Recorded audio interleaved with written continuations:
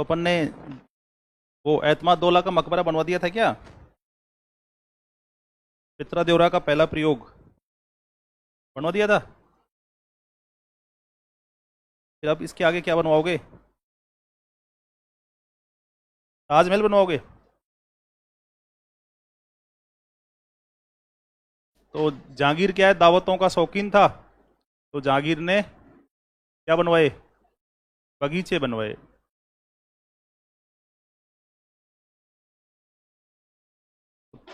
पित्रा-देवरा का पहला इस्तेमाल कहाँ हुआ था? एतमाद दौला के मकबरे में हुआ था। किसने बनवाया था ये मकबरा? नूरजहां ने बनवाया था। ठीक है, पित्रा-देवरा क्या होती है? फूल पत्तियों की सजावट में कीमती फूल पत्तियों में कीमती रत्नों की सजावट क्या कहलाती है? पित्रा-देवरा कहलाती है। यही बात थी। और पित्रा-देवरा का फिर चरम विकास किसमें होगा? ताजमहल में। किसमें होगा? ताजमहल में होगा। ठीक है। फिर जहांगीर के शासनकाल की एक और विशेषता थी। नूरजहां की माँ थी ना, कौन? अस्मत बेगम। उसने क्या बनाया था? गुलाब का इत्र।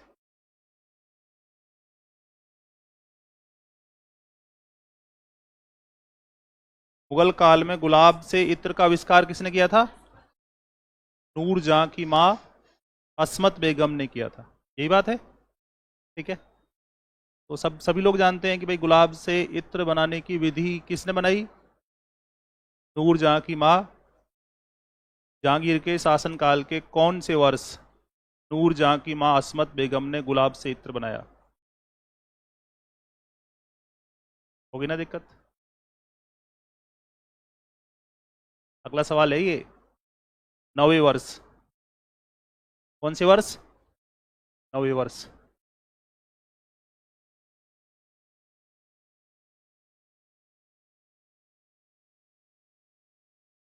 जहांगीरी शासन के 9वें वर्ष अस्मत बेगम ने गुलाब से इत्र बनाया।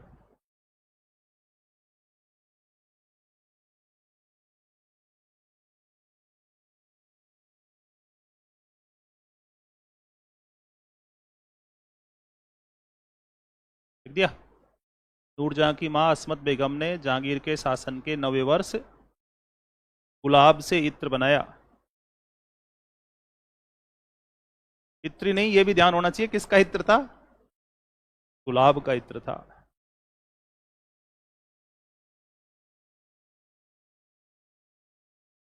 तो कौन से वर्ष की बात है ये? जहांगीर के शासन के 9वें वर्ष की। 9वें वर्ष क्या होता है? ठीक है। तो कश्मीर में शालीमार बाग और निशात बाग किसने लगवाए? जहांगीर ने लगवाए। किसने लगवाए? अब अपने शाहजहां पे आ जाओ। जहांगीर ने जिस संगमरमर का इस्तेमाल किया उसका व्यापक प्रयोग किसने किया? देखो ये रहा। और ये संगमरमर कहाँ से आया था? मकराना कहाँ? नागौर में। ठीक है। शाहजहां के स्थापत्य की 3 विशेषताएं हैं।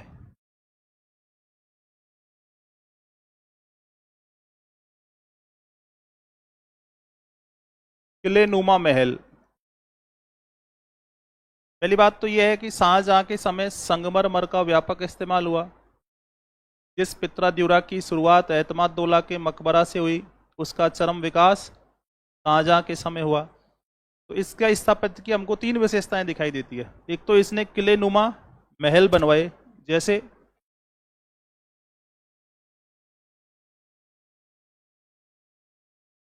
दिल्ली का लाल किला। ठीक है। दूसरी विशेषता है शाहजहां ने जो बाग लगवाए ना, वो मकबरे बनवाए, वो बाग से घिरे हुए थे।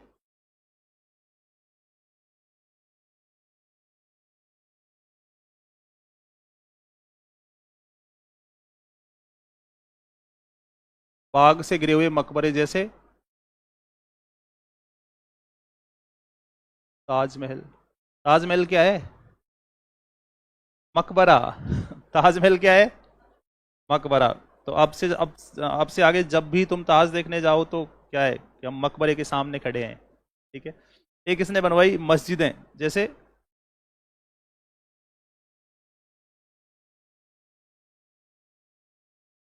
एक तो दिल्ली के लाल किले में,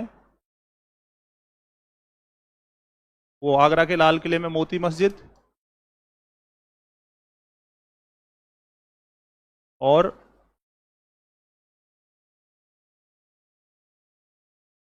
दिल्ली में जामा मस्जिद। तो शाहजहां ने एक तो संगमरमर का व्यापक इस्तेमाल करवाया, दूसरा जिस पित्राद्युरा का आरंभ जहांगीर के समय हुआ उसका चरम विकास शाहजहां के समय हुआ। स्थापत्य में तीन तरह की इमारतें थी। पहला किले नुमा महल, जैसे दिल्ली का लाल किला। दूसरा मकबरे जो बाग से गिरे हुए थे, जैसे ताजमहल। कहाँ है ताजमहल? चलो बढ़िया बात है, सबको पता है। और तीसरा मस्जिदें, जैसे आगरा के लाल किले में मोती मस्जिद और दिल्ली में जामा मस्जिद। ठीक है। तो शाहजहां ने निर्माण कार्यों के लिए क्या बनवाया, क्या स्थापित किया? सार्वजनिक निर्माण विभाग स्थापित करवाया। ठीक है ना। अकबर ने आगरा में एक अंगूरी बाग लगवाया था, शाहजहां ने इसकी मरम्मत। शाहजहां ने अजमेर में आना सागर झील के किनारे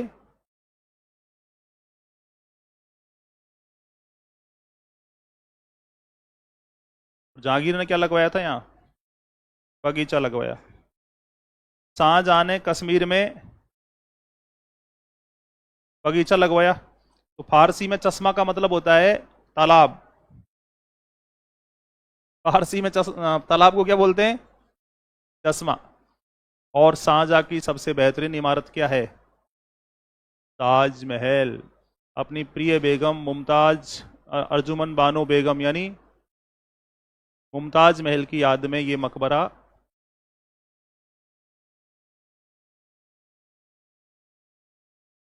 अरे उसकी बेगम का नाम है ना, बस। तो मुमताज महल। ताजमहल मत बोला करो, क्या बोला करो? मुमताज महल, अर्जुमन बानो बेगम। ट्रेवलियर कहता है कि इसके निर्माण में कितने साल लगे? 50 लाख रुपए खर्च हुए और 20,000 मजदूरों ने काम किया। ताजमहल के मुख्य दरवाजे पर 1647 ईस्वी अंकित है, यानी कि ये 1647 में पूरा हुआ होगा। लेकिन अर्जुमन बानो बेगम तो 1631 में मर गई थी, 32 में निर्माण कार्य शुरू हो गया होगा यहाँ। ठीक है। तो अर्जुमन बानो बेगम बुरहानपुर में मरी थी, तो उसे वहीं दफना दिया। फिर उसे आगरा में लाके दफनाया, और जब ताज पूरा हो गया तो फिर उसे ताजमहल में लाके दफनाया तीसरी बार। ताबूत ही तो है, उससे लाके रख दो, क्या फर्क पड़ता है। तो ताजमहल का मुख्य वास्तुकार कौन था? उस्ताद अहमद। प्रधान मिस्त्री कौन था? स्मिथ और फादर मैनरिक के अनुसार वेनिस के जेरेनियो और वेरेनियो ने ताजमहल बनवाया। ये यूरोपियंस तो मान नहीं सकते ना, हमारा कोई आदमी बढ़िया काम कर सकता है। तो स्मिथ और फादर मैनरिक कहते हैं कि वेनिस के जेरेनियो और वेरेनियो ताजमहल के मुख्य वास्तुकार थे। लेकिन पर्सी ब्राउन कहता है झूठ बोलने वाले के बाप हैं ये दोनों। ठीक है ना। हेरोडोटस के भी बाप हैं ये। फादर ऑफ लाई तो हेरोडोटस है, तो हेरोडोटस के भी पिताजी हैं ये। ताजमहल का जो गुंबद है वो किसने बनवाया? और ताजमहल में जो सजावट पच्चीकारी वो,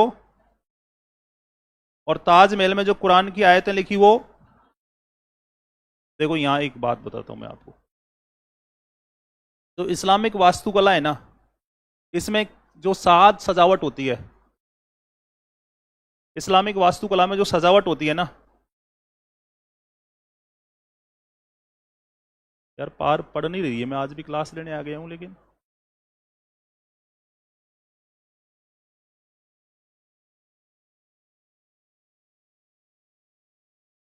सजावट तीन तरीके से होती है। अपने तो क्या करते हैं, अपन किसी भी वस्तु का चित्र बना देते हैं, जो मर्जी है उसका, है ना। लेकिन इस्लाम क्या है, जीवित वस्तुओं का चित्रण नहीं करता। इस्लाम में जीवित वस्तुओं का चित्रण निषेध है। तो फिर ये चित्र किसका बनाते हैं?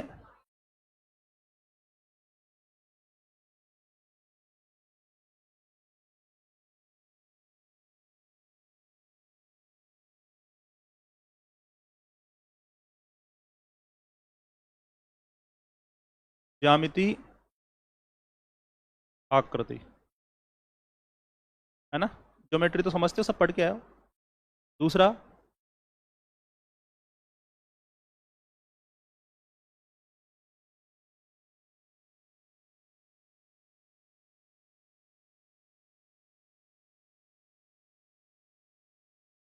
फूल पत्तियां या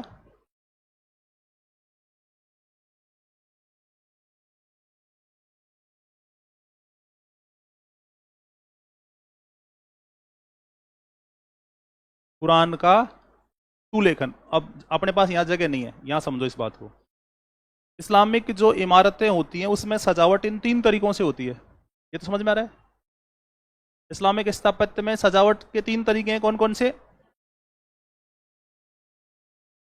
ज्यामितीय आकृति, फूल पत्तियां और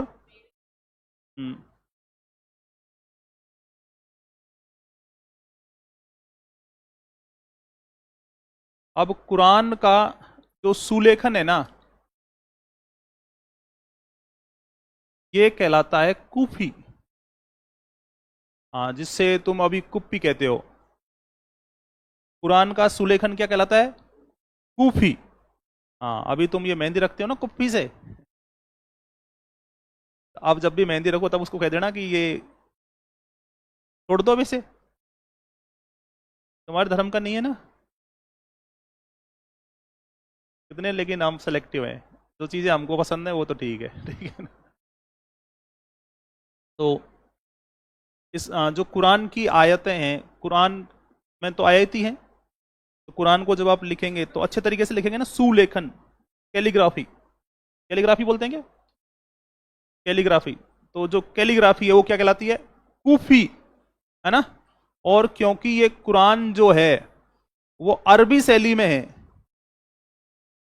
किसमें लिखी हुई है ये? अरबी शैली में है, ठीक है। इसलिए बोलने वालों ने इसे अरबेस्क बोला। अब हो गया क्लियर? ऐसे चिल्लाते रहते हो अलंकरण की संयुक्त शैली, अलंकरण की संयुक्त शैली, कौन सी संयुक्त शैली? अब पता चल गया। कुरान का जो सुलेखन है वो कूफी कहलाता है, और क्योंकि कुरान जो है वो अरबी लिपि में है, इसलिए लोगों ने इस सुलेखन को क्या बोला? अरबेस्क। अरबेस्क, ठीक है। मैंने कल कहा था आपको, कल आगे बात करेंगे इस पे। तो अब जब जहांगीर अपनी इमारत, वो जहांगीर जब आगे चित्र बनवाएगा तो ये सारी चीजें हटवा देगा ना, वो तो प्रकृति का चित्रण करवाएगा ना, इसलिए। तो जो ताजमहल है, उस ताजमहल में ये ज्यामितीय आकृतियां हैं, फूल पत्तियां हैं और अरबेस्क है, अरबेस्क है। और ये सब इन्होंने, फूल पत्तियों की जो सजावट है, इसमें कीमती रत्नों की भी सजावट है, कीमती रत्नों की भी सजावट कर दी। कीमती रत्नों की उस सजावट को क्या नाम दिया? पित्रा द्योरा। पित्रा द्योरा की शुरुआत किसने की? जहांगीर ने। इसका चरम विकास किसके समय हुआ? पित्रा द्योरा का सर्वाधिक इस्तेमाल किसमें हुआ? ताजमहल में। सबसे ज्यादा बगीचे किसने लगवाए? जहांगीर ने। तो शाहजहां ने एक तो क्या लगवाया, क्या बनवाया? ताजमहल। दूसरा ये बनवा रहा है क्या? मयूर सिंहासन, जिसको पिकॉक थ्रोन कहते थे, तख्ते। इसका वास्तुकार कौन था? बे बादल। ताजमहल का वास्तुकार कौन था? उस्ताद अहमद लाहौरी। ताजमहल का प्रधान ठेकेदार कौन था? ईसा खान। और मयूर सिंहासन का वास्तुकार कौन था? इसमें 12 स्तंभ लगे हुए हैं, ठीक है। 1635 में बन के तैयार हुआ ये, 7 वर्षों के बाद। और शाहजहां ने इसमें लगवा दिया क्या? कोहिनूर हीरा। और ये कोहिनूर हीरा शाहजहां को किसने भेंट किया था? गोलकुंडा के व्यापारी मीर जुमला ने। गोलकुंडा के व्यापारी मीर जुमला ने शाहजहां को कोहिनूर हीरा भेंट किया था।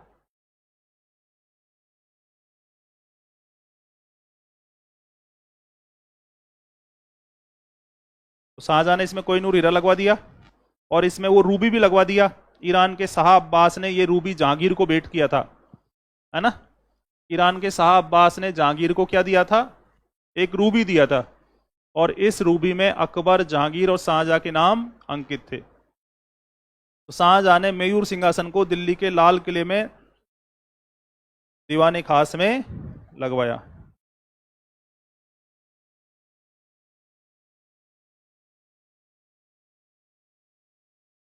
तो देखो, आगरा के लाल किले में निर्माण करवाए खास महल, जो संगमरमर से बनी पहली इमारत थी, 30 महल, नगीना मस्जिद, मुसम्मन बुर्ज और मोती मस्जिद। तो लाहौर दुर्ग में लाल पत्थर के स्थान पर संगमरमर का निर्माण करवाया।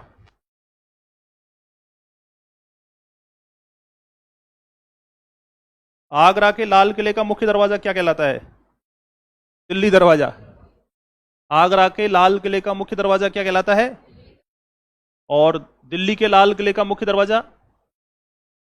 लाहौरी दरवाजा और दिल्ली दरवाजा। भाई, रेड फोर्ट दो हैं, एक आगरा में और दो दूसरा दिल्ली में। तो आगरा का मुख्य दरवाजा क्या है?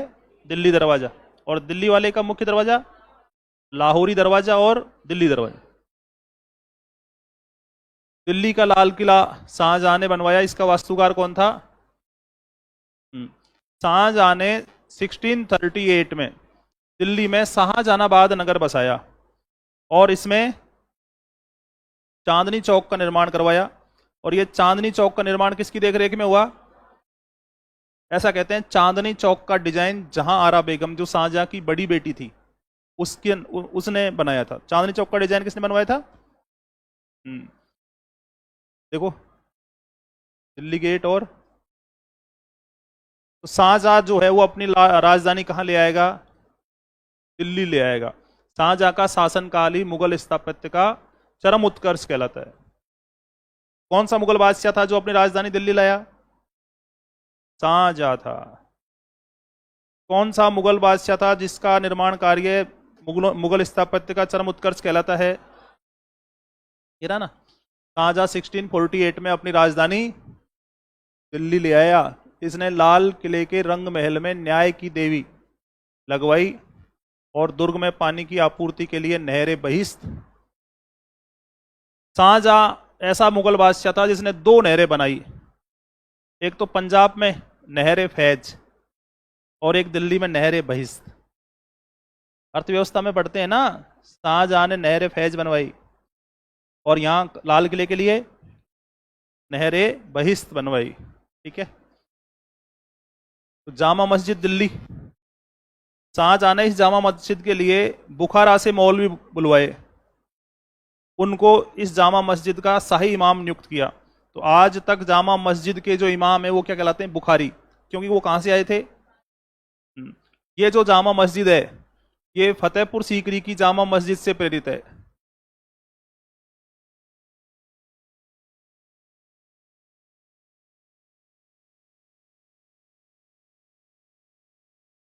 शाहजहां ने दिल्ली की जो जामा मस्जिद बनवाई वो किसकी नकल थी?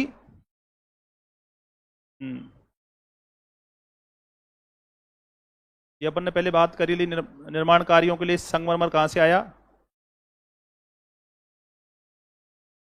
अब औरंगजेब के निर्माण है। तो औरंगजेब ने एक तो अपनी बेगम दिलरास बानो बेगम यानी रबिया दुर्रानी का मकबरा बनवाया। कहां पे? जिसे क्या कहते हैं? बीबी का मकबरा। ये ताजमहल की घटिया नकल है, इसलिए इसे क्या कहते हैं? ताजमहल की 2 नकल थी।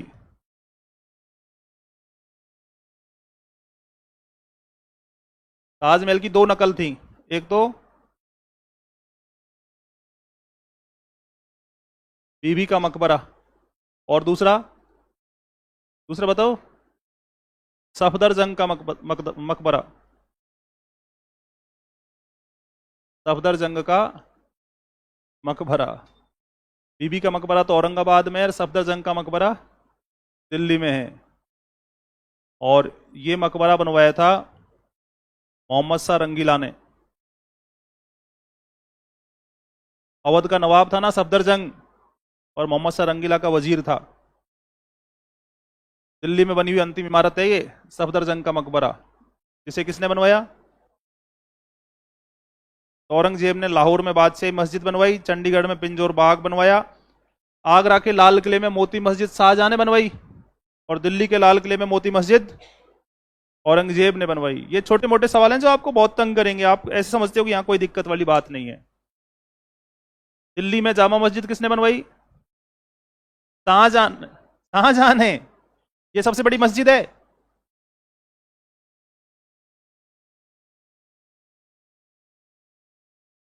दिल्ली की जो जामा मस्जिद है वो सबसे बड़ी मस्जिद थी, ठीक है ना। और ये किससे प्रेरित थी? फतेहपुर सीकरी की जामा मस्जिद से, ठीक है। तो आगरा के लाल किले में मोती मस्जिद किसने बनवाई? शाहजहां ने। और दिल्ली के लाल किले में मोती मस्जिद किसने बनवाई? औरंगजेब ने। सिंपल सा है। और ताजमहल की नकल हैं दो, कौन से? बीबी का मकबरा जो औरंगजेब ने बनवाया, और सफदरजंग का मकबरा जो दिल्ली में बनी हुई आखिरी इमारत, सफदरजंग का मकबरा, ठीक है। और ताजमहल का वास्तुकार कौन था? बेबादल। अच्छा, उस्ताद अहमद लाहौरी। तो मयूर सिंहासन का वास्तुकार कौन था? बेबादल। और आगरा के लाल किले का वास्तुकार कौन था? कासिम खान। दिल्ली के लाल किले का वास्तुकार कौन था? हमीद अहमद। फतेहपुर सीकरी का वास्तुकार कौन था? बहाउद्दीन।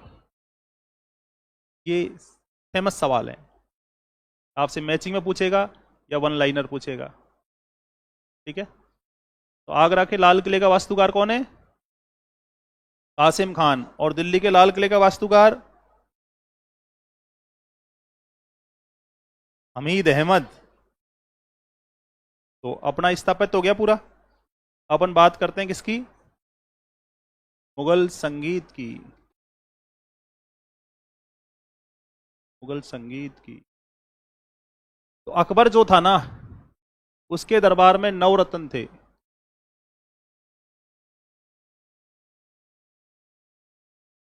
अकबर के दरबार में कितने थे? गुप्त राजा चंद्रगुप्त सेकंड की तरह ही अकबर के दरबार में भी 9 रत्न थे। देखो कौन कौन से थे।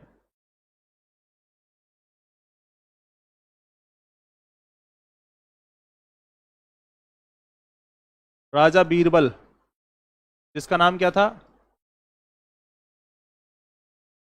महेश दास। राजा बीरबल जिसका नाम क्या था?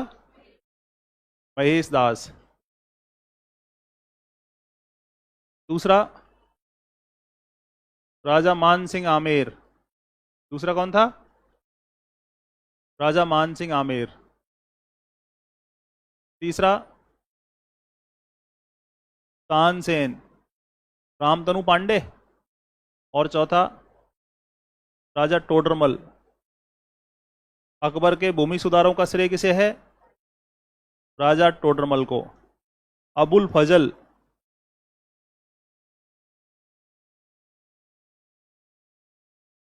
फैजी, अबुल फैज फैजी। और अब्दुल रहीम खान खाना।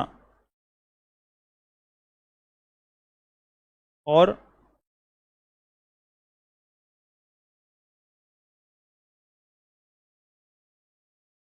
मुल्ला दो प्याजा। और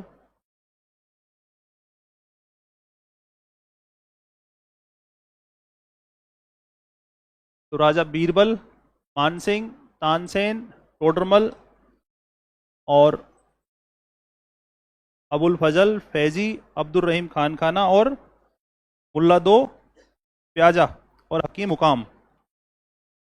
और हकीम हुकाम, ये थे। अब इसमें से संगीतकार आएंगे ना, कौन आएगा? तानसेन आएगा और राजा बीरबल आएगा।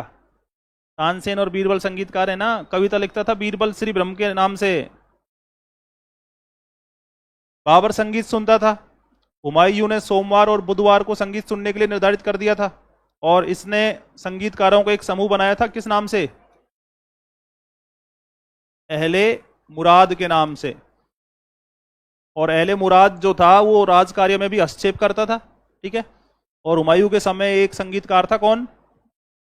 बच्चू। अकबर ने दरबारी गायकों को 7 भागों में विभाजित कर दिया था और प्रत्येक के लिए सप्ताह का एक दिन निश्चित कर दिया था। अकबर क्या बजाता था? नगाड़ा। अकबर का प्रिय वाद्य यंत्र क्या था? नगाड़ा। इस समय ध्रुपद गायन शैली और वीणा प्रमुख वाद्य यंत्र था। ये ध्रुपद का आविष्कार किसने किया था? ग्वालियर के राजा मान सिंह ने। ध्रुपद का जन्मदाता कौन है? ग्वालियर का राजा मान सिंह तोमर। और ध्रुपद शैली का सर्वश्रेष्ठ गायककार कौन है? तानसेन। दो अलग अलग सवाल हैं। ध्रुपद का आविष्कार किसने किया है? ग्वालियर के राजा मान सिंह तोमर ने। और ध्रुपद का सर्वश्रेष्ठ गायककार कौन है? तानसेन। कौन है? तानसेन। ऐसे क्यों करते हो यार?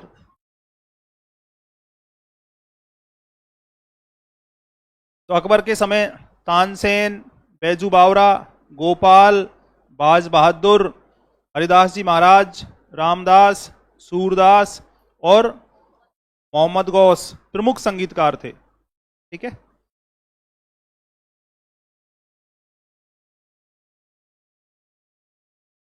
ये ध्रुपद गायन की शैलियां हैं, तो ये आपकी जरूरत नहीं है।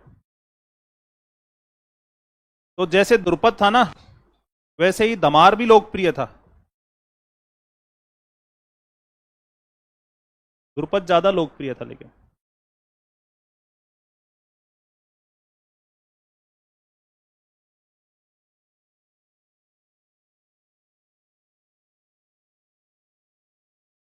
जो दमार है उसका गायन पखावज के साथ किया जाता है। और पखावज में फेमस था कौन?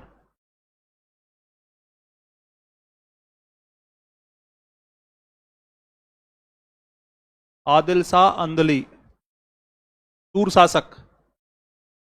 पखावज में सिद्धस्त था कौन? आदिल शाह अंदली। तानसेन ने कुछ समय इसके दरबार में बिताया था। ठीक है। मोहम्मद गौस जो सूफी गायक थे, तानसेन ने उनसे भी संगीत की शिक्षा ली थी। वैसे तानसेन के जो एग्जैक्ट जो गुरुजी थे वो थे हरिदास जी महाराज। तो अकबर ने बीरबल को कवि प्रिय और नरहरि को महापात्र की उपाधि दी। अकबर ने बीरबल को एक उपाधि क्या दी थी? दूसरी क्या दी? राजा। और बीरबल जो था वो श्री ब्रह्म के नाम से कविता लिखता था। बीरबल किस नाम से कविता लिखता था? किरण। बीरबल श्री ब्रह्म के नाम से कविता लिखता था। ठीक है। और अकबर ने नरहरि को कौन सी उपाधि दी? अकबर ने फैजी को मलिक उस सहरा नियुक्त किया। मलिक उस सहरा एक पद है ना? जो फारसी में मलिक उस सहरा है, वो हिंदी में क्या है? राज कवि है। ठीक है। वो जैसे अलेक्जेंडर कनिंघम का संबंध था ना अरस्तु के साथ, वैसे ही बीरबल का संबंध था किसके? अकबर के साथ।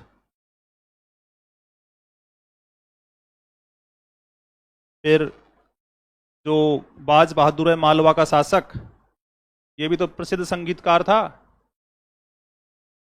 सब कुछ लुटा पिटा के और आखिर में ये भी अकबर के दरबार में आ ही गया था।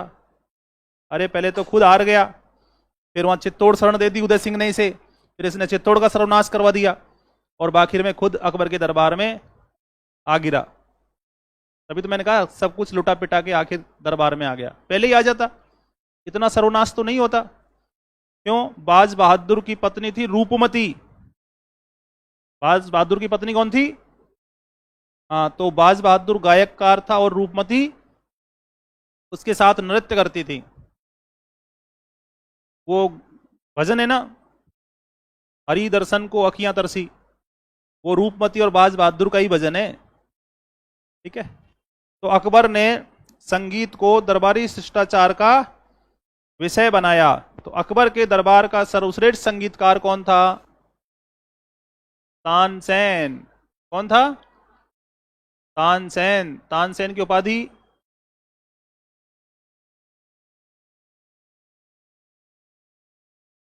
तानसेन का वास्तविक नाम था रामतनु पांडे, है ना। और मैं पूछ रहा हूँ तानसेन की उपाधि और ये सब कह रहे हैं हाँ तानसेन। तो रामतनु पांडे इसका नाम था, ठीक है ना, वास्तविक नाम। लेकिन ये किस नाम से प्रसिद्ध हुआ? तानसेन। तो चैतन्य महाप्रभु थे ना, गौड़ीय संप्रदाय वाले, ठीक है। तो चैतन्य महाप्रभु के गुरुजी शिष्य थे कौन? हरिदास जी महाराज। तो तानसेन के गुरु कौन थे? तानसेन का जन्म हुआ था बेहट में। बेहट कहां? ग्वालियर में। चैतन्य महाप्रभु के शिष्य हरिदास जी महाराज, और हरिदास जी महाराज के शिष्य कौन? तानसेन के संगीत गुरु कौन थे? हरिदास जी महाराज। तानसेन ने ईरानी संगीत मोहम्मद गौस से सीखा। तानसेन ने कुछ समय आदिल शाह अंदली के दरबार में भी बिताया। इस तरह तानसेन अलग अलग जगह घूम के और संगीत का श्रेष्ठ कवि बन गया, श्रेष्ठ आचार्य बन गया, ठीक है ना। फिर ये रीवा के राजा रामचंद्र बघेला के दरबार में गया। फिर अकबर को जब पता चला ये इतना बड़ा संगीतकार है, तो अकबर ने रीवा के राजा रामचंद्र बघेला को धमकी दी कि मैं मिर्जा अजीज के नेतृत्व में सेना दे के भेज रहा हूं, या तो राज्य का सर्वनाश करवा ले या फिर। तो रामचंद्र बघेला क्या था? समझदार था, उसने तानसेन को ही दे दिया कि राज्य का सर्वनाश हो, इससे अच्छा है तुम तानसेन को ही ले जाओ। तो तानसेन कौन सी शैली का श्रेष्ठ गायककार था? ध्रुपद शैली का। तानसेन का प्रिय वाद्य यंत्र क्या था? वीणा। तो ध्रुपद शैली का सर्वश्रेष्ठ संगीतकार हुआ है तानसेन, और ये क्या था? वीणा वादक। तानसेन के साथ एक ट्रेजेडी भी जुड़ी हुई है, तानी और रीरी।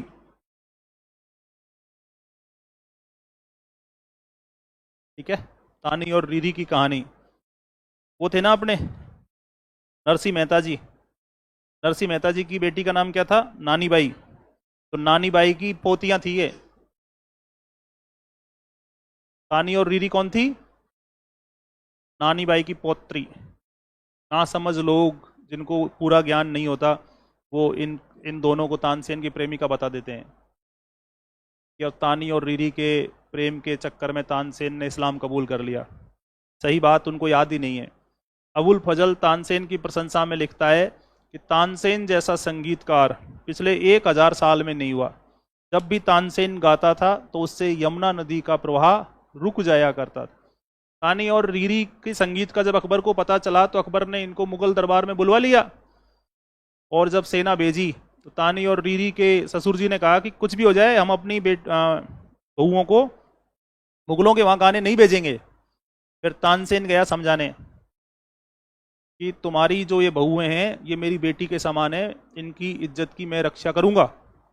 फिर तानसेन के समझाने पे तानी और रीरी आगरा फतेहपुर सीकरी मुगल दरबार में गाने आई, और उन्होंने इतना जबरदस्त गाया कि गाते हुए ये मर गई। तो अमर बलिदान कहानी है तानी और रीरी की, और हम विडंबनाओं के शिकार होकर पता नहीं क्या उजुल फुजुल बातें करते रहते हैं। तो लोक जो नायक हैं, ऐतिहासिक जो पात्र हैं, हम जैसे चाहें वैसे तोड़ मरोड़ के पेश कर सकते हैं, क्योंकि वो अपना बचाव करने के लिए आज मौजूद नहीं है। ठीक है, तानसेन से अकबर इतना प्रसन्न हुआ था कि अकबर ने इसे एक उपाधि दी, कंठाभरण वाणी विलास। अकबर ने तानसेन को कौन सी उपाधि दी? कंठाभरण वाणी विलास। मैंने कहा अभी जस्ट ऊपर आपसे कि एक तो ध्रुपद शैली थी और एक अलाप शैली थी। इसी समय अलाप भी तो प्रचलित है। ध्रुपद शैली को तो तानसेन जैसा गायक मिल गया कि उसने ध्रुपद को शिखर पे पहुंचा दिया। तो ये ध्रुपद और अलाप दोनों के मिश्रण से मोहम्मद शाह रंगीला के समय एक नई शैली आएगी। कौन सी?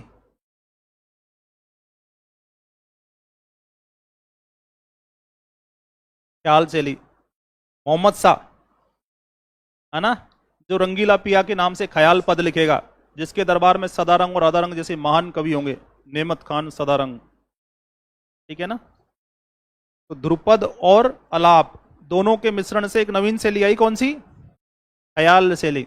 तानसेन को अकबर ने कौन सी उपाधि दी? तानसेन ने कुछ नए राग बनाए।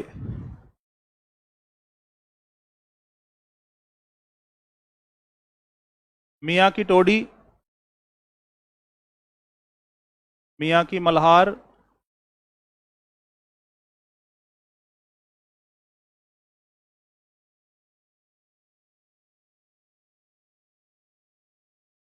दरबारी काना,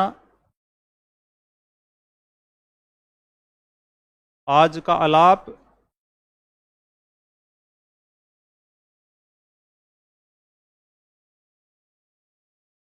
ध्रुपद धमार। तानसेन ने नए राग बनाए कौन कौन से?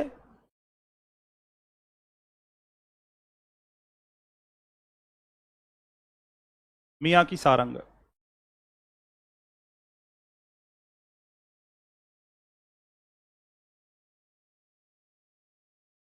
ठीक है। तो अकबर ने एक बार तानसेन से कहा कि तानसेन, जब तू इतना अच्छा गाता है तो गुरुजी तो बहुत अच्छे गाते होंगे। तानसेन का, हाँ हरदास जी महाराज बहुत सुपर डुपर गाते हैं। ये तो बुला यार, अपन उनका भी संगीत सुने कि गुरुदेव क्या है, किसी के यहाँ आके नहीं गाते हैं। अकबर समझदार था, बहुश्रुत था ना अकबर।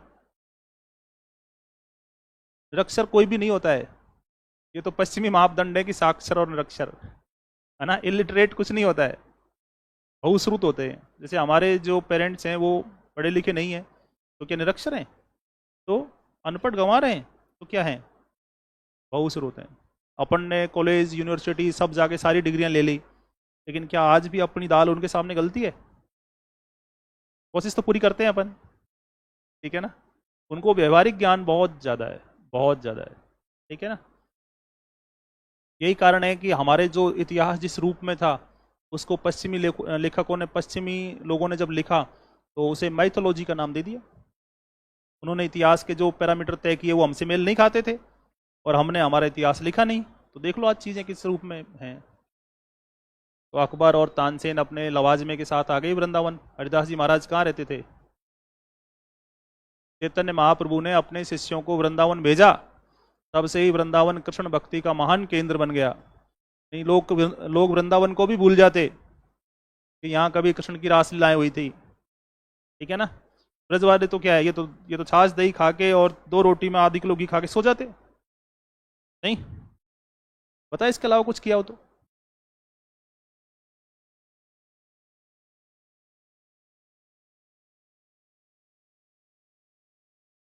देख ले। नहीं, हम असहाय कमर दर्द के बावजूद पढ़ा रहे हैं, और इसने क्या किया बता आज तक? जुगल जयकार लगा देंगे, ठीक है। आ गए यहाँ वृंदावन, फिर यहाँ आके और अकबर ने कहा तो चलें फिर, कि नहीं नहीं गुरुजी किसी के लिए भी नहीं गाते हैं। अकबर ने कहा फिर तू यार यहाँ लाए क्यों है मुझे? किसी के आके भी नहीं गाते हैं, किसी के लिए भी नहीं गाते हैं, तो फिर गाते कब हैं? तुझे कैसे सिखा दिया कि वो अपने प्रभु के लिए गाते हैं? कि कब गाएंगे? कि सुबह गाएंगे, आरती करेंगे। कि अच्छा, तो छिप गए वहीं, है ना, भाई सुनेंगे। तो जब सुबह आरती हुई और हरिदास जी महाराज ने गाना शुरू किया, तो इतना जोरदार गाया। अब यार एक तो यो हनी सिंह गाए, या हिमेश रेशमिया गाए, और एक लता जी गाए, तो कौन सा पसंद है तुमको?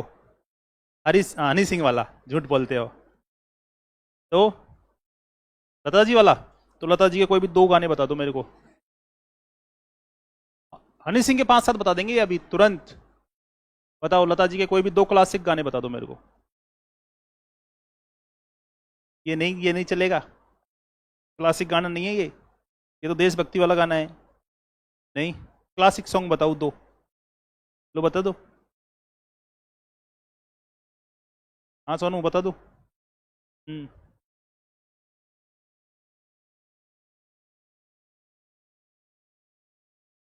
देखो, सबसे ज़्यादा क्लासिक सॉन्ग है वो। और चलो एक तो इसने बता दिया, और प्रियंका बता रही है क्या? हनी सिंह सुनती हो? सुनते ही नहीं है तो कौन सा वो अपने बड़ा वो हेला ख्याल सुनती हो? तो टाइम नहीं मिलता, ये सबसे बेकार जवाब है।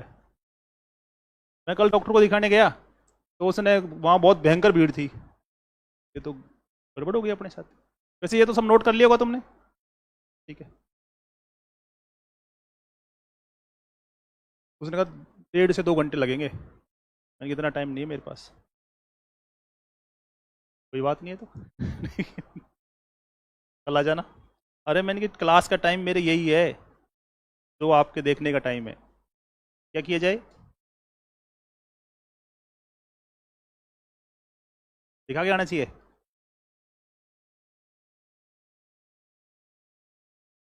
फिर तुम्हारी क्लास कौन लेगा?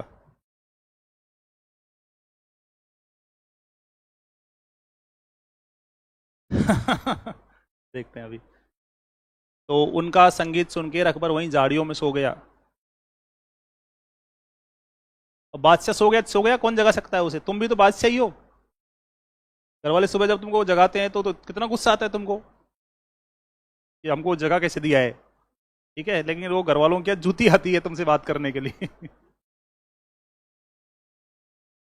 तो फिर कई ऐसे हैं जो दोपहर को सो जाते हैं, कई दिनों बाद क्लास में आते हैं, क्या करें उनका? नहीं, घर वाले वहां समझ रहे हैं भरतपुर में कि हमारे बच्चे यहाँ आके पढ़ रहे होंगे, और बच्चे दोपहर को छाछ पी के सो गए। तबीयत खराब हो गई क्या? क्या हो गया था? और हम टूटी कमर लेके पढ़ा रहे हैं, जो सीधा खड़ा नहीं हो जा रहा।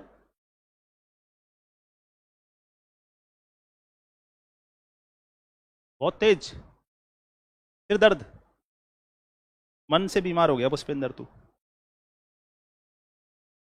अच्छा, फिर ठीक है। तो अकबर जब उठा तो उसने कहा तानसेन तू बेसुरा है। तानसेन ने कहा महाराज कंठाभरण वाणी विलास, कंठ को बांधने वाली वाणी आपने ही तो कहा था। कि नहीं नहीं, गलत कह दिया था मैंने। तू थोड़ा बहुत तो सीखता गुरुजी से, क्या गाता है तू यार? नहीं, आप अन्नी सिंह, हिमेश रेशमिया या कोई भी और जिनकी बहुत भयंकर मीडिया मैनेज होते हैं, टीआरपी बढ़ा देते हैं, इनको कितने दिन सुन सकते हो? इन्फ्लुएंस। ये जो चीख चीख के चिल्ला चिल्ला के तुमको बताते हैं कि ऑप्शन सी सही है, सी सही है, कितने दिन? लता जी थी हैं, और शमशाद बानो बेगम का नाम सुना तुमने? अब सर्च करना गूगल यूट्यूब पे, लता जी से पहले थी वो। लता जी कुछ भी नहीं शमशाद बानो बेगम के सामने, वो पाकिस्तान चली गई, है ना। और एक वो मलिका पुखराज, उसका सुनना, है ना, जो हरि सिंह के वहां दरबार में गाती थी, जम्मू कश्मीर महाराजा हरि सिंह, है ना। और फिर वो पाकिस्तान चली गई, और वो बहुत बार हरि सिंह से मिलने बॉम्बे आई, क्योंकि कश्मीर का जब भारत में विलय हो गया था तो उसके बाद हरि सिंह जी तो बम्बई चले गए, वो वापस लौटे ही नहीं, कभी किसी से मिले भी नहीं वो, फिर कभी अपने दोस्तों के अलावा। उन्होंने राष्ट्रपति अपने president of India Rajendra Prasad को 3 चिट्ठियां लिखी, है ना, और भारत सरकार कभी उसका जवाब देने की स्थिति में नहीं थी। कश्मीर के लिए अगर कोई एक व्यक्ति विलेन था तो वो कौन था? वो देश के तत्कालीन प्रधानमंत्री थे। लेकिन उन्होंने अपनी गर्दन बचाने के लिए किसकी गर्दन लगा दी? हरि सिंह कश्मीर की गर्दन लगा दी, ठीक है। तो चीज़ें तो धीरे धीरे पता चली जाती है ना। जिस 35A और 370 के आप गीत गाते हो, वो धारा कश्मीर के महाराजाओं ने कब से लगा रखी थी कश्मीर में। वही प्रोविजन पुनर्जीवित हुए कश्मीर में दोबारा से आज़ादी के बाद, कश्मीर के स्थानीय लोगों के लिए। और कश्मीर अगर बचा तो महाराजा हरि सिंह के उन डोगरा सैनिकों की वजह से बचा, नहीं तो अपन तो बहुत लेट गए थे वहाँ, ठीक है। तो कई चीज़ें इतिहास की किताबों से पन्ने फाड़ के फेंक दिए जाते हैं, हमको पहला और आखिरी पेज बता दिया जाता है कि ये इतिहास है। तो वैसा नहीं है, जब हम पढ़ते हैं, देखते हैं, जानते हैं तो पता चल जाता है। अभी अकबर कह रहा है बीरबल को कंठाभरण वाणी विलास, तानसेन को, और अभी क्या कह रहा है? बेसुरा। समय जैसे ही उसे उससे अच्छा गाने वाला मिला, वो यूजलेस हो गया ना। पर तानसेन ने कहा बादशाह, मेरे जो गुरुजी हैं वो जगत के स्वामी को खुश करने के लिए पूरे समर्पण से गाते हैं, निस्वार्थ गाते हैं, और मैं अपने स्वामी को खुश करने के लिए स्वार्थ के वशीभूत होके गाता हूं। इसलिए दोनों में तो फर्क है ना बादशाह। अकबर तो बहुश्रुत था, बहुत समझदार था। उसने कहा बिल्कुल तू बढ़िया गाता है, तेरे से मैं काम चला लूंगा। अरे अकबर जो तानसेन का खुदा है और हरिदास जी महाराज के जो खुदा हैं वो जगत के ईश्वर हैं, और वो निस्वार्थ गाते हैं, पूरे समर्पण से गाते हैं। और तानसेन जब भी गाता है तो कुछ इनाम पाने के लिए, प्रशंसा पाने के लिए, तो उसमें फर्क आएगा ना। तो अकबर समझ गया, उसने कहा बिल्कुल तू सही कह रहा है, चल गुरुजी को प्रणाम करते हैं और निकलते हैं यहाँ से। ठीक है। तो ऐसे बहुत सारे संवाद हैं दोनों के बीच, मैंने सिर्फ एक बता दिया आपको। तो तानसेन के जो फेमस राग थे वो मियाँ की टोडी, मियाँ की मलार, मियाँ की सारंग, दरबारी काना, आज का लाभ, धुरपद, धमार। याद रखने हैं ये, पूछेंगे आपसे। अकबर ने कवि प्रिय की उपाधि किसे दी? बीरबल को। कौन था जो श्री ब्रह्म के नाम से कविता लिखता था? बीरबल। क्लियर? तो जहांगीर जो था, इसने शौकी खान को आनंद खान की उपाधि दी, और ये गजल गायक था। तो गजल का आरंभ किसके समय हो गया? तो जहांगीर के दरबार में तानसेन का छोटा बेटा विलास खान, हमजान, खुर्रमदाद, मक्खू, छतर खान जैसे संगीतकार थे। जब भी संगीतकारों के नाम आ रहे हैं वो एक बार देख लेना, क्योंकि आपसे नाम देके पूछ लेंगे ये कौन थे। चित्रकार, संगीतकार, कोई और वो कारीगर, कुछ भी दे देंगे। ठीक है। जहांगीर ने कवि जगन्नाथ को सैकड़ों बार पूछ लिया है। कवि जगन्नाथ को पंडित राज की उपाधि किसने दी? जहांगीर ने दी।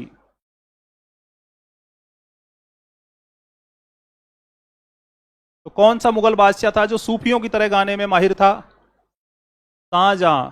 ठीक है। तो शाहजहां के दरबार में खुशाल खान और बिश्राम खान थे जो टोडी राग गाने में माहिर थे। कौन सा राग गाने में? टोडी राग। और एक बार जब इन्होंने शाहजहां को टोडी राग सुना के मंत्रमुग्ध कर दिया, तो औरंगजेब आया और दस्तखत करा के ले गया। उस पर लिखा हुआ था कि मैं मुर्शिद कुली खान को औरंगजेब के साथ दक्कन जाने की इजाजत देता हूं। कई दिन हो गए जब शाहजहां ने पूछा, मुर्शिद दिखाई नहीं दे रहा, क्योंकि मुर्शिद कुली खान ने दक्कन में टोडरमल के सुधारों को लागू कर दिया था ना। वही था जिसने औरंगजेब को उत्तराधिकार संघर्ष में विजय दिलाने में मुख्य भूमिका निभाई। तो पता चला मुर्शिद को तो औरंगजेब अपने साथ दक्षिण ले गया। औरंगजेब को बुलाया गया। औरंगजेब ने कहा, हुजूर मैं तो आपके आदेश से लेके गया हूं, देखो ये रहा साइन। शाहजहां ने कहा एक जांच कमेटी का गठन करो, मैंने साइन कब कर दिए थे। जांच आयोग ने पता लगाया कि खुशाल खान और बिश्राम खान जब शाहजहां को टोडी राग सुना रहे थे, तो शाहजहां इस दुनिया को छोड़ के दूसरी दुनिया में विचरण करने चले गए। और ये समिति सिफारिश करती है कि खुशाल खान और बिश्राम खान पर कठोर कार्रवाई की जाए। अगर ये लोग इसी तरह शाहजहां को मंत्रमुग्ध करते रहे तो शाहजहां से तो कोई कुछ भी ले जाएगा। और बेचारे वजीर को बचाने, बादशाह को बचाने के लिए इन प्यादों की बलि दे दी गई। खुशाल खान और बिश्राम खान को मुगल दरबार से हमेशा के लिए निष्कासित। इतना अच्छा संगीत क्यों सुनाते हैं ये? ठीक है। तो शाहजहां ने पंडित जगन्नाथ को क्या बना दिया? मलिक उस सहरा, हिंदी में राजकवि। और विलास खान का दामाद था कौन? लाल खान, जो कौन था? अरे खानदानी परंपरा है भाई, द्रुपदी गाएंगे। और शाहजहां ने इसे कौन सी उपाधि दी? गुण समुद्र। ध्यान रखना है, शौकी खान आनंद खान और लाल खान गुण समुद्र। अरे जहांगीर ने शौकी खान को कौन सी उपाधि दी? आनंद खान की। और शाहजहां ने लाल खान को कौन सी उपाधि दी? गुण समुद्र की। शौकी खान गजल गायक था और लाल खान ध्रुपद गायक था। और शाहजहां के दरबार से किसको निष्कासित कर दिया गया? खुशाल खान और अब है औरंगजेब। औरंगजेब ने अपने दरबार से संगीतकारों को निष्कासित कर दिया। कारण था औरंगजेब का खजाना खाली था। औरंगजेब एक अच्छा वीणा वादक था। ठीक है ना? औरंगजेब क्या था? क्योंकि जब औरंगजेब ने अपने दरबार से संगीतकारों को निष्कासित कर दिया, तो औरंगजेब ने सभी को बुलाया और कहा कि अब चलो मैं तुम्हारा मनोरंजन करता हूं। और औरंगजेब कई घंटों तक वीणा बजाता रहा और सबके कान फूटने ही वाले थे, लेकिन उससे कहे कौन कि महाराज आप बेसुरे हो, ठीक है ना। वो रोमन बादशाह जब वहाँ एथेंस गया ओलंपिक में भाग लेने, रोम का शासक सीजर, है ना। अब रोम के सम्राट बाद में खुद को सीजर ही कहते थे, जितने भी हुए सीजर हुए सारे, जूलियस सीजर के बाद। तो वो जितने भी प्रतियोगिताओं में शामिल हुआ सब में फर्स्ट आया, दौड़े, तो उसके साथ 5,000 लोग गए थे ओलंपिक देखने, ठीक है। तो जैसे ही दौड़े वो, बाकी लोग पकड़ ले से इसको कि तेरे शर्म में क्या थोड़ी बात, हमारा राजा दौड़ रहा है, तू दौड़ेगा उसके साथ, अकेला ही दौड़े तो फर्स्ट आएगा ही। गाए तो 5,000 लोग खड़े हो गए, वाह वाह वाह क्या जोरदार गा रहे हो। बाकी सब भी खड़े हो जाएं कि यार ये तो कंठ फोड़ा गा रहा है, लेकिन अब इतने सारे लोग कह रहे हैं अच्छा गा रहे हैं। तो फर्स्ट वर्ल्ड वॉर में लेनिन अकेला था जो वर्ल्ड वॉर का विरोध कर रहा था। तो एक बार क्या लेनिन का भी भरोसा उठ गया खुद से, क्योंकि मैं अकेला ही विरोध कर रहा हूं, कहीं मैं गलत तो लेनिन ने फिर अपने दोस्तों से सलाह मशुरा किया, उनका नहीं तू सही है, और फिर लेनिन सही साबित हुआ। तो जरूरी नहीं है भीड़ सही हो, ये जरूरी नहीं होता कभी भी, ठीक है। तो औरंगजेब ने जब आखिर में वीणा जब भी बंद की, तब सब लोगों ने कहा बादशाह आप इतना अच्छा गाते हो, फालतू में ही इनको तनख्वाह दे रहे थे। तो जब ये संगीतकार इसने मुगल दरबार से निष्कासित कर दिए, तो ये अपने अपने अलग अलग क्षेत्रों में चले गए। इससे क्षेत्रीय शैलियों का विकास होगा ना, संगीतकार, साहित्यकार, चित्रकार सब भगा दिए थे इसने। क्यों भगाए? खजाना खाली था, आर्थिक कारण थे। अब जब संगीतकार फ्री हो गए तो उन्होंने किताबें लिख दी। तो औरंगजेब के समय ही संगीत पर सबसे ज्यादा ग्रंथ लिखे गए। ये औरंगजेब का डायलॉग है, संगीत मुबाह है।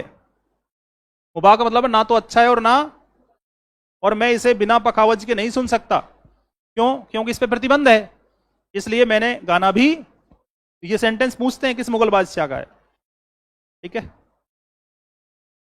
तो एक दिन औरंगजेब महल के ऊपर बैठा था, तो संगीतकारों के रोने धोने की आवाज आ रही थी। तो औरंगजेब ने पूछा भाई कौन रो रहा है? तो उसने कहा संगीतकार जनाजा निकाल रहे हैं संगीत का। तो औरंगजेब ने कहा संगीत को इतना गहरा दफन कर दो कि फिर कभी कोई साज और फिर कभी कोई स्वर्ग सुनाई ना दे। मैंने कहा औरंगजेब के समय संगीत पे सबसे ज्यादा किताबें लिखी गई। जैसे फकीरुल्लाह ने मान फुतुअल का फारसी अनुवाद राग दर्पण के नाम से किया। मिर्जा मोहम्मद खान ने औरंगजेब के कहने पर जहादर शाह के लिए फुतु उल हिंद किताब लिखी, ठीक है।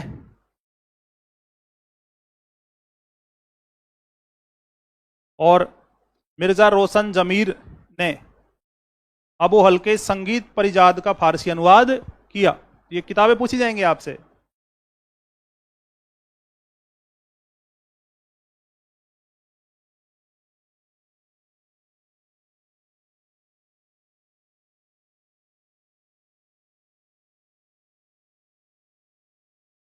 अब बहादुर शाह जो प्रथम था ना, वो संगीत में बेहद रुचि रखता था, है ना।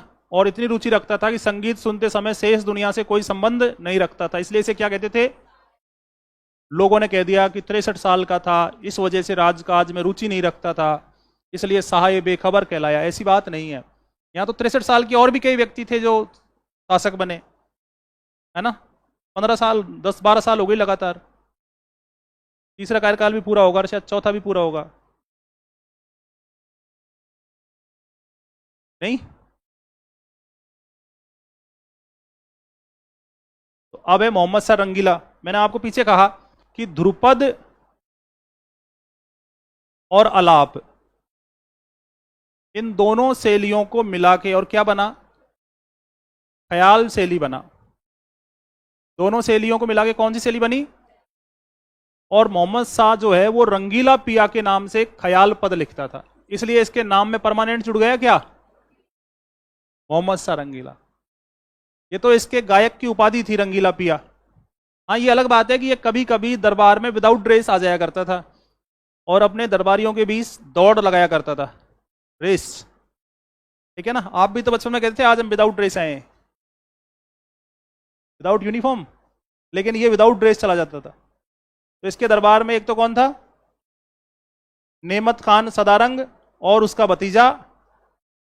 आपसे पूछेगा सदारंग और अदारंग जैसे संगीतकार किस मुगल बादशाह के दरबार में थे? मोहम्मद शाह तो मोहम्मद शाह रंगीला का जो समय है वही मुगल संगीत का चरमोत्कर्ष है। किस मुगल बादशाह का शासनकाल मुगल स्थापत्य का चरम युग था? किस मुगल बादशाह का शासनकाल मुगल संगीत का चरम उत्कर्ष था? मोहम्मद शाह रंगीला का। ठीक है ना। तो इसके समय लोक संगीत की शैलियां, लोक संगीत वो भी दरबार में आ गया, ठप्पा और ठुमरी। कौन सा? लोक संगीत आ गया, ठप्पा और ठुमरी। ठुमरी ठुमरी तो वो जो है अवध का जो नवाब था, ठीक है ना, उन्होंने शुरू की। जो ठप्पा जो है ना, ठप्पा, ये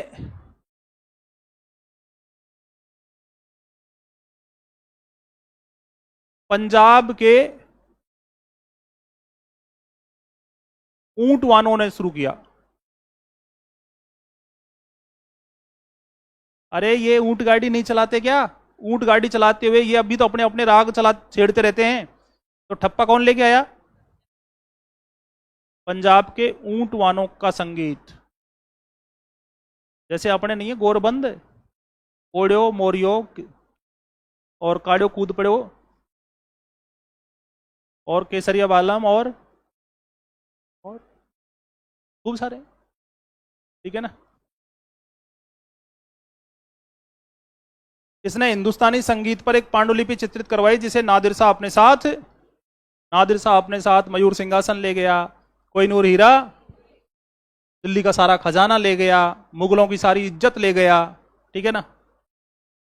और ये तो छोटी चीज है। ठीक है। तो मोहम्मद शाह रंगीला के दरबार में था कौन? मतलब बहुत सारे स्कॉलर हिस्ट्री के ये मानते हैं कि अमीर खुसरो ने ही तबला और सितार का आविष्कार किया था, लेकिन आधुनिक रिसर्च से ये बात गलत साबित हो चुकी है। और सही बात यह है कि मोहम्मद शाह रंगीला के दरबारी खुसरो खान ने ही तबला और सितार का आविष्कार 100% सही है। एस.सी. वर्मा ने खूब एक पूरा पेज लिखा है इसके ऊपर, हरिश्चंद वर्मा ने। ठीक है ना। जिसको और जानना है वहां पढ़ ले। तबला और सितार का आविष्कार किसने किया है? मोहम्मद शाह रंगीला के दरबारी। फिर अमीर खुसरो क्यों मानते हैं? नाम की सिमिलरिटी के कारण, नाम की सिमिलरिटी के कारण। ठीक है। तो फिर इससे आगे अपन कल पढ़ेंगे चित्रकला, और इंशाअल्लाह ये कल हो जाएगी मुगल कला भी, है ना।